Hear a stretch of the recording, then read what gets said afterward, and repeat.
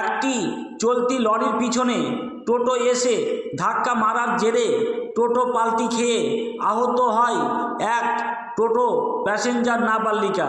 এরপর আহত ওই নাবালিকাকে স্থানীয়রা উদ্ধার করে তড়িঘড়ি চিকিৎসার জন্য নিয়ে আসে গাজল স্টেট জেনারেল হাসপাতালে।